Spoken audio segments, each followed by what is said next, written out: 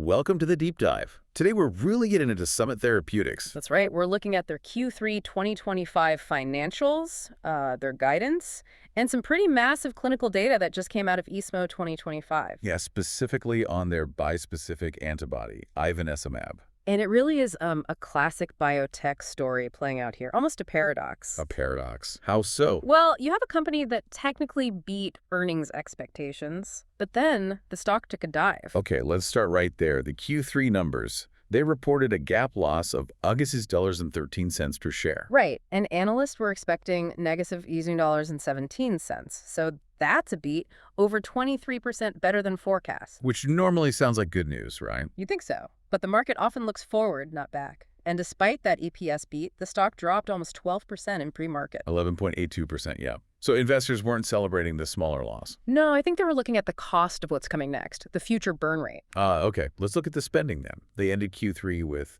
$238.6 million in cash. Seems okay. It's a decent cash position, but look at the non-GAAP operating expenses. $103.4 million for the quarter. Wow. Okay. How does that compare? Well, compare that to $39 million in the same quarter last year. It's more than doubled. That's a huge jump. Where's it all going? It's pretty much all going into pushing Ivonescimab forward. Big global phase 3 trials like Harmony 3, Harmony 7. It's aggressive. And they're signaling the spending isn't slowing down. Not at all. The forward guidance suggests more losses. They're forecasting negative annual cents per share for Q4 and then negative $12 for the first half of 2026. This costs serious money. So how are they funding this? Well, the CEO, Robert Duggan, mentioned their ATM program that's at the market offering. They still have about $350 million left they can raise through that.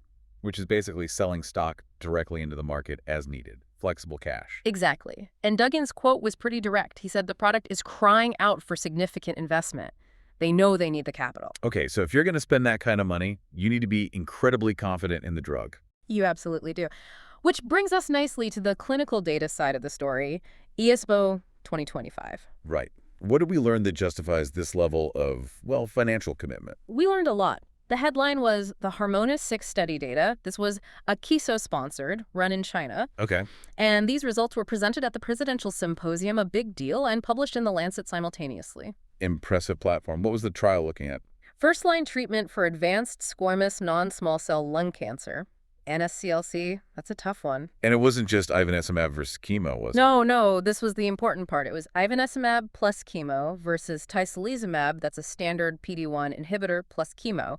So a direct comparison against a modern immunotherapy standard. Head to head. Okay, so the main goal, progression-free survival, PFS. How did Ivonescimab do? It did extremely well. Statistically significant improvement. The hazard ratio was 0.60. 0.60, meaning? Meaning a 40% reduction in the risk of the disease progressing or death for patients on the Ivonescimab arm.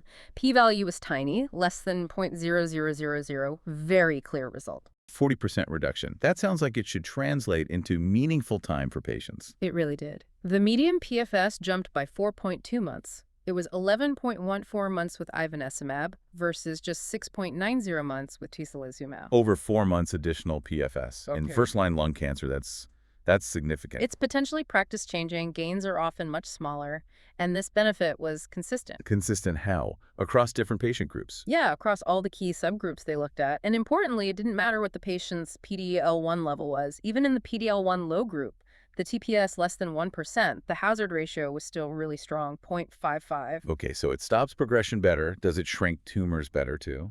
And for longer? Yes.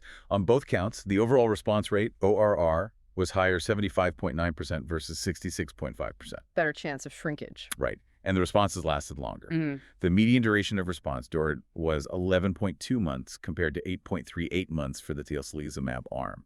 So higher response, more durable response. That's a compelling efficacy picture. Now, safety. Squamous lung cancer. Isn't there a higher risk of bleeding, especially with drugs hitting the VEGF pathway, like older anti-angiogenics? That is the critical question here. And historically, yes. Older anti-VEGF drugs were basically avoided in squamous NSCLC because of the risk of severe bleeding, especially with central tumors or patients coughing blood. So how did Ivonescimab, being a bispecific hitting both PD-1 and VEGF, fare in this high-risk group? This is where the data looks particularly good, validating the design. The safety profile was manageable, and the key number. Grade 3 or higher hemorrhage events, the serious ones, were seen in only 1.9% of patients on Ivonescimab. Only 1.9%? That's low. It's very low for targeting VEGF in this population. It really suggests they can deliver that anti-angiogenic benefit much more safely than previous attempts. It differentiates the drug. So you get the efficacy benefit without the historical safety baggage in this tricky patient group. Exactly. That combination of strong efficacy and manageable safety, especially the low bleeding risk, gives them a very strong hand, clinically and regulatorily. Which flows right into their next steps, like filing their first BLA biologics license application. Right. They plan to submit that in Q4 2025. Okay, for which indication? This one is based on the earlier Harmony data. It's for Ivonescimab plus chemo and EGFR mutant NSCLC, but in the second line or later setting. Now wait, that Harmony trial, didn't it just miss statistical significance on overall survival, the OS endpoint? Ah, yes, that's the, let's call it, strategic nuance here. The primary OS analysis had a hazard ratio of 0.79, but the p-value was 0.057.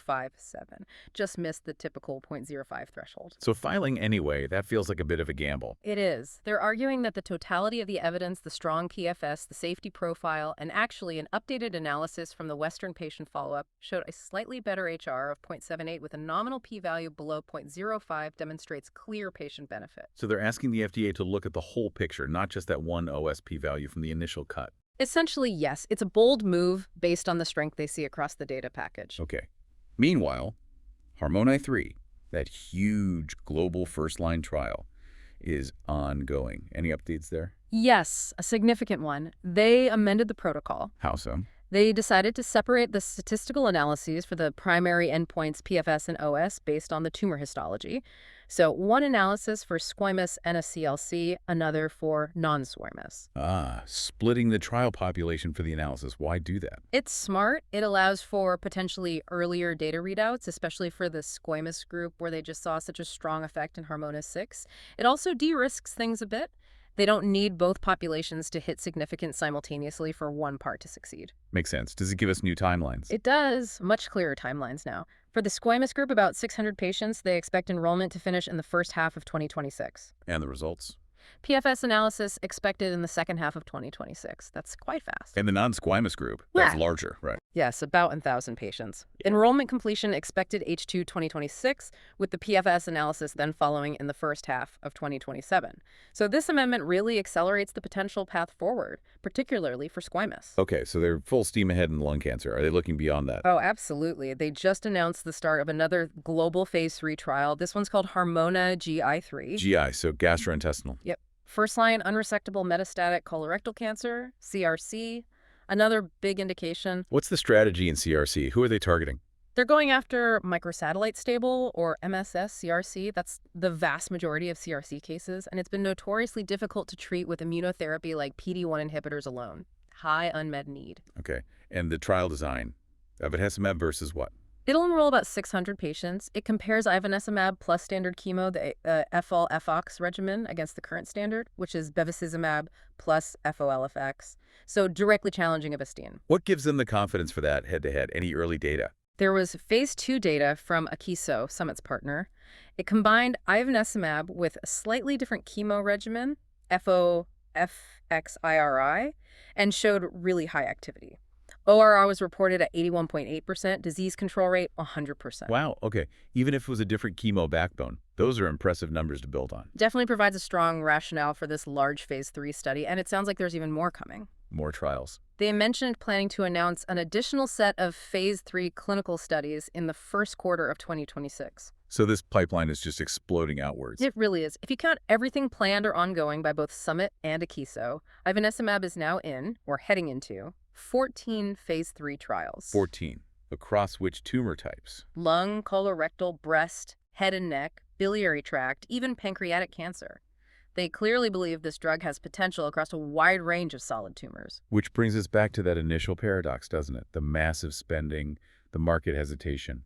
Exactly. You've got this incredibly compelling clinical data, especially the Harmonize-6 results in squamous lung cancer, validating the drug's mechanism and safety profile. Seems like potential best-in-class data there. It really does, and they're acting on it, accelerating Harmonize-3, making that bold BLA filing based on PFS strength.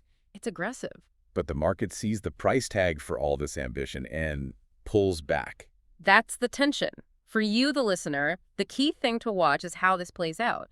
Will regulators like the FDA agree with Summit's totality of evidence argument for that first BLA, even without mature OS data? And can they actually fund this huge 14-trial global program? That ATM won't last forever with this burn rate. Precisely. Can they secure the hundreds of millions needed? It's a high-wire act. They're betting that the sheer clinical benefit will win the day with regulators and eventually the market. It ties back to what the chairman, Robert Duggan, said about lung cancer. Right, he said. Lung cancer is the #1 killer. It's not going to be that way for long. A bold statement reflecting a bold strategy, it's certainly a space to keep a very close eye on.